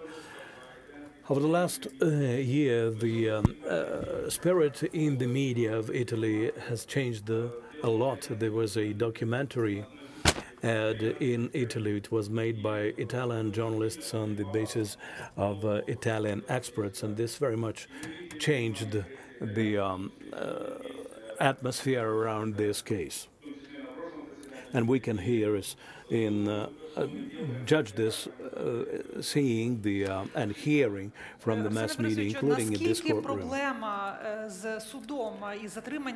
The problem with the court, the detention of Vitaly Markiv, how systemic is this problem? Is there a threat that other military soldiers who defend their motherland can get in similar situations? Russia acts against Ukraine in a most systemic basis. I, for instance, was sentenced by the so-called Basmanny in court in Russia, just like some other officials from Ukraine and people like Mr. Groisman, Mr. Yatsenyuk. We cooperate with the Interpol and other institutions to dispel the myths, but sometimes lies prevail, like in the case which involves Rokelly and the Russian journalist Mironov.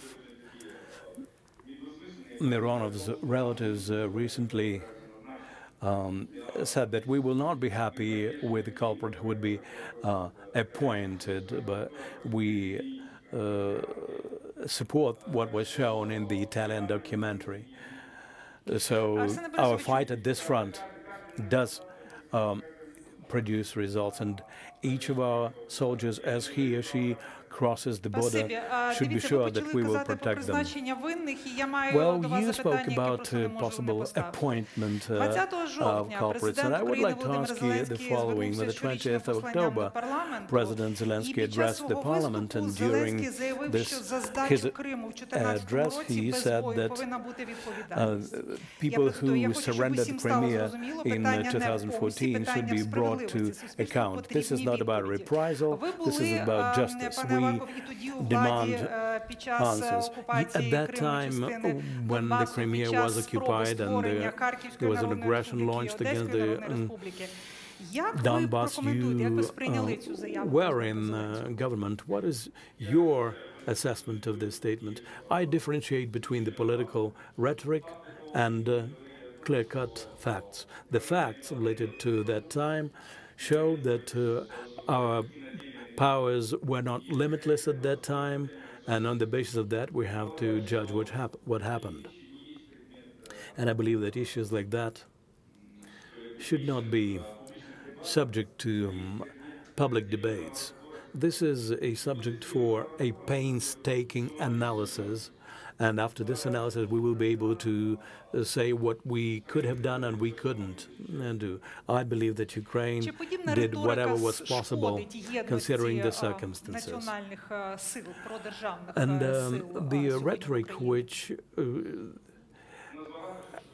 harms the unity within Ukraine, how dangerous it is.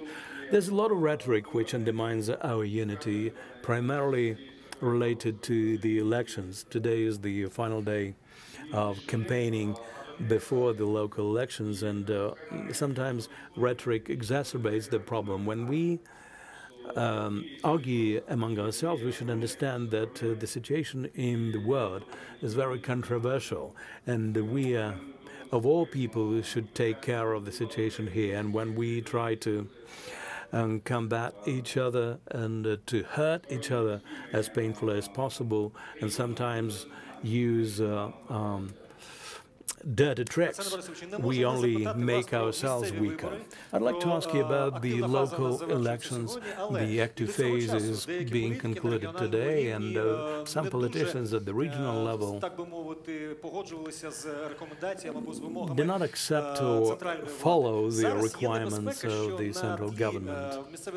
Now there is a danger that against the backdrop of this populism, some pro-Russian and pro-federalization forces can come to power. How can we ensure that the state orders get fulfilled?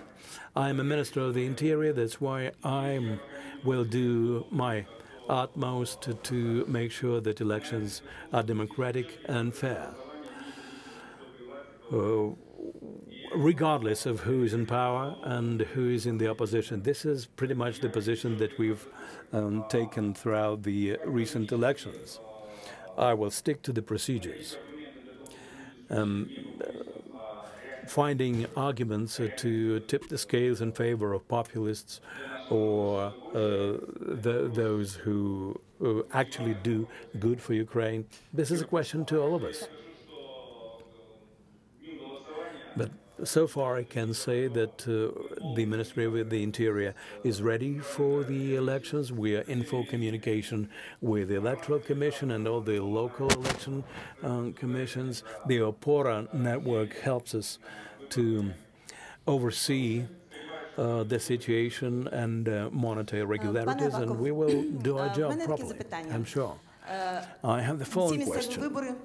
These local elections are going to be totally different from the previous ones in that there will be presidential questioning taking place. Now we hear from those who support the questioning and those otherwise that they will be using the situation, some people, in order to involve the police into that, to show that the questioning is illegal, because the people who will be there will be there illegally. And the opponents of that say that, quoting you, sometimes that for ruining the ballots, likewise, police will be in court. How will the police act on Sunday? On which side is it going to end up, one way or another? Thank you for your question. We will view this in purely formalistic view in line with the legislation. Near the election points, there will be several public opinion polling and party organizations who will be conducting the questioning. As far as I can understand, one of such companies will be the one which will ask those questionnaire questions at the exit in the format of exit poll. We believe that this format is legal. If it is violated, we will put an end to these violations without any regard to whether they represent the pro-government parties or otherwise. Thank you very much. We go back to the courtroom and let's wish all of us good luck in that. Good luck. Thank you. Meanwhile, we continue our discussion. Kira Rudik and Volodymyr Vasilenko are in the panel. We still wanted to give 2 minutes to Mr. Vasilenko. Okay, but let's go back to the topic that we discussed, because we basically went beyond that topic. Mr. Vasilenko, please take the microphone and tell us what you wanted to say. I just wanted to follow up on what I said before. The thing is that if the leadership of the country does not have a clear stand, all that leads to a defeat, to losing.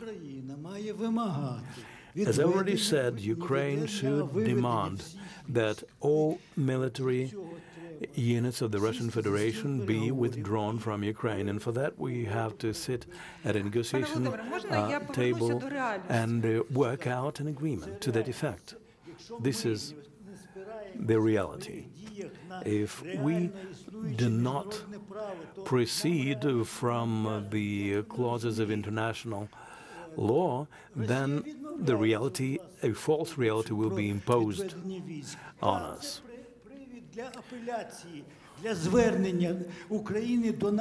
This is a situation which requires that we demand from our partners that they strengthen their sanctions against Russia. Secondly, the demands of Russia are illegitimate. We cannot accept them. How can we speak about a compromise if Russia keeps their military on our territory? Once they withdraw all their military units from our territory, then can we speak about a compromise? They cannot possibly interfere into our domestic affairs. We can only speak with them about the compensation for what they've done by way of damaging Ukraine throughout this aggression. There is a draft law which we submitted, which is now being considered by the committee, in order to gather information as to how much reparation we will demand from Russia in the future. Because now, if we fail to gather the relevant data, we will lose the chance that when the time comes in 20, 30 years' time, we will not be able to do so. This is something we will have to do right away, and there should be a law in place which should make it possible for us to calculate the damage inflicted by Russia. And there are precedents when aggressor countries pay back the debts, and we will likewise demand the next convocation of Parliament or otherwise, but we will demand that Russia repays Ukraine for the damage done. How much can it be? $5 billion, $50 billion, $500 billion? We don't know now. Other countries, for example, Kuwait and Iran or Iraq, they collected this data steadily, slowly but steadily, bit by bit. Now our war is ongoing. We know what has been ruined and who is responsible for all that destruction. And it is a crime to let it go not to collect data about the scale of this damage. Then someday Russia will be the respondent in the international judicial institutions. And if we are moving towards peace, and we hope that it will be established sooner or later, then we should not be thinking about celebrating, but we should also be thinking of how to get the redress that is due to us from the Russian Federation. Mr. Vasilenko, speaking about being realistic and speaking about the realities of today, I mean that Ukraine should have a strategy, but we are not alone in this world. There are Western partners as well that are not always supportive of our strategy, and there is the Russian Federation that denies to follow the rules of the international law. Right, they're trying to draw us into this virtual reality of theirs, but we should be basing our position on the reality of the international law as it is today, and it is our strength, and we are thankful to our allies and partners who provide support to us. But if they side along with the Russian Federation in their requirements, then they become accomplices of this aggression, and everyone should be crystal clear about it, because we won't be moving ahead unless we actually define our current position. And if we have this clear position, we would not step back and we would not yield on our national interests. Yes, we should.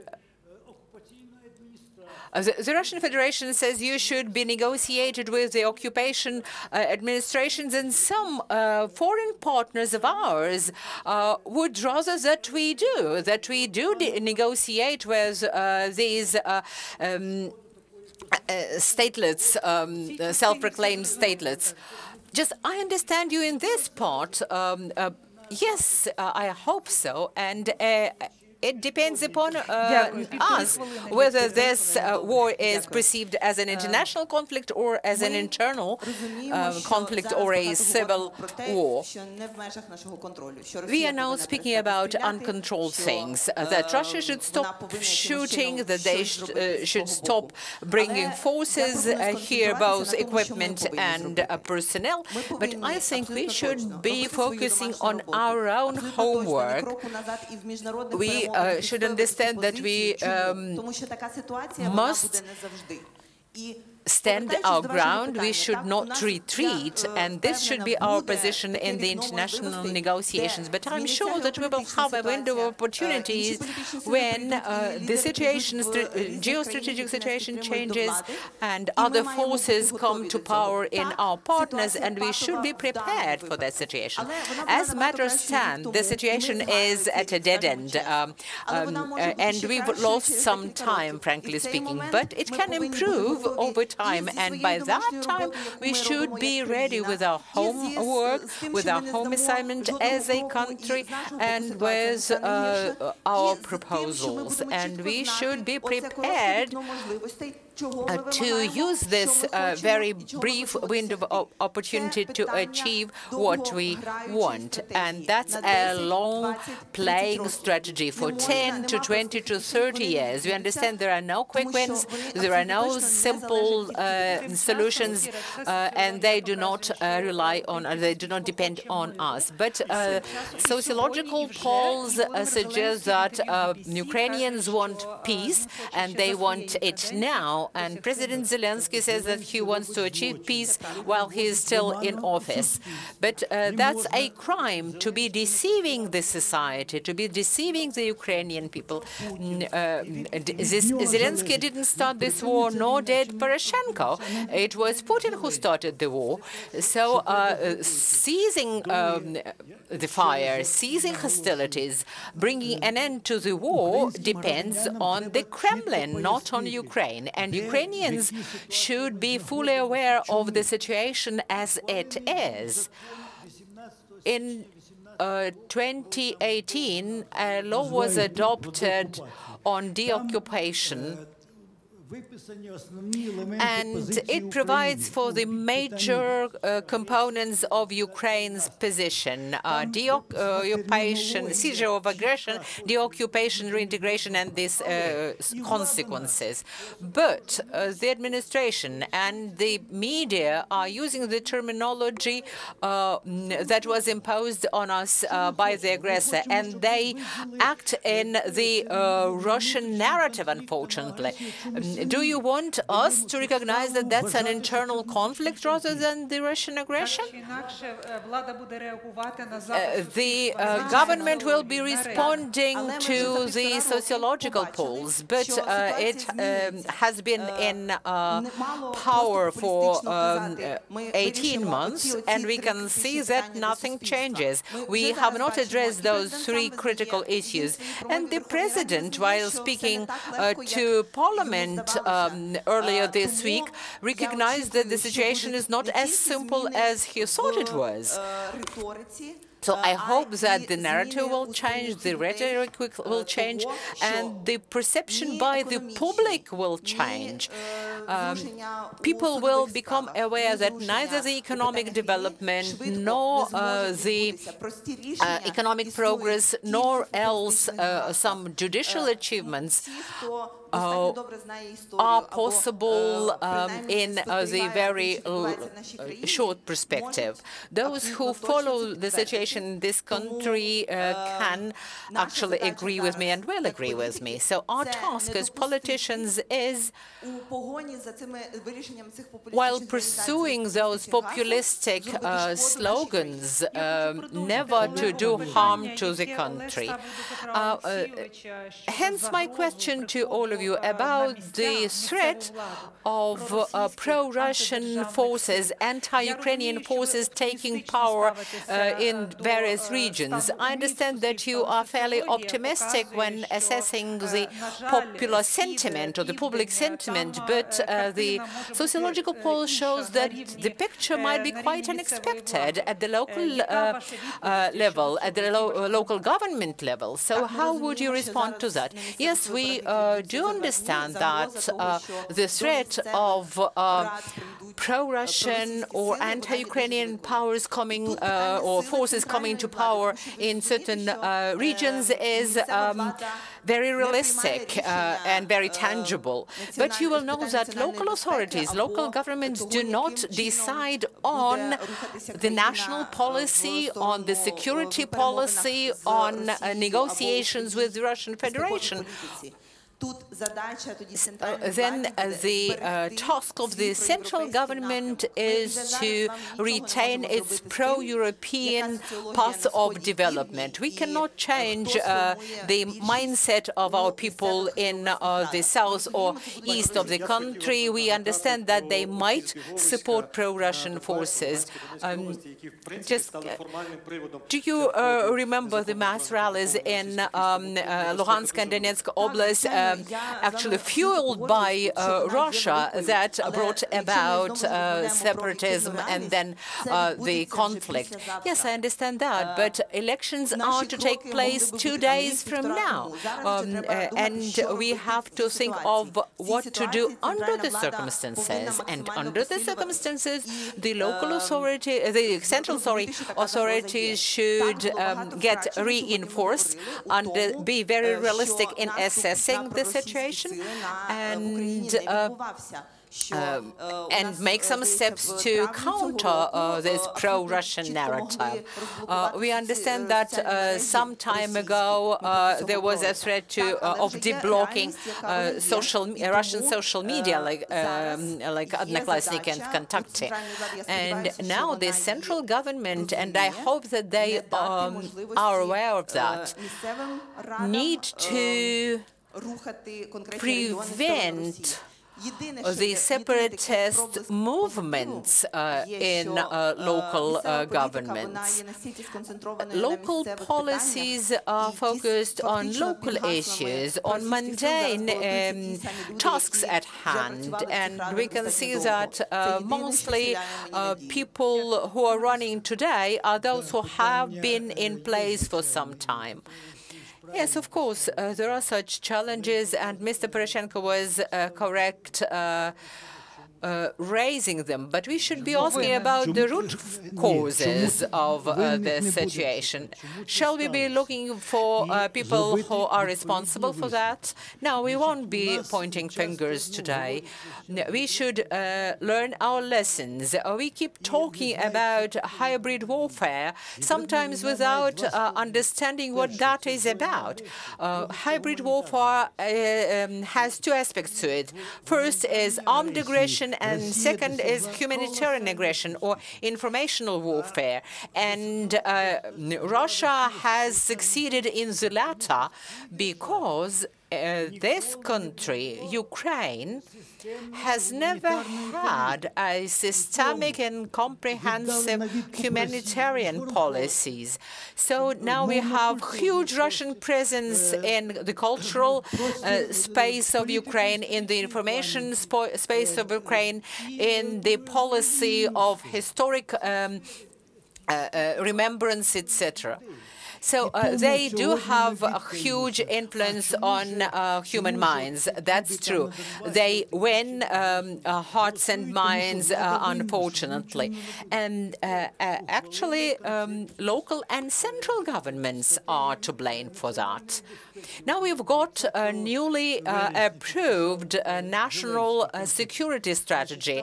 The President signed it recently, and it speaks about humanitarian aggression, but en passant, I would say. Just and there is no mentioning of the need to develop the humanitarian security strategy if we want this state to be safe and secure properly, because our security, again, is twofold. It should be twofold: military security and humanitarian security, because we have a part of the population who know and appreciate their history, their language, their culture, their identity, after all. And those are representative of the national elite. And such elites are brought up in schools, in universities, in the system of education. But we don't have proper strategies in that area, unfortunately. And that's the root of all evil, I would say, because the central government cuts expenditures for the humanitarian sphere, thus undermining the basics, the foundations of the national security. So that's the crux of the matter, I think.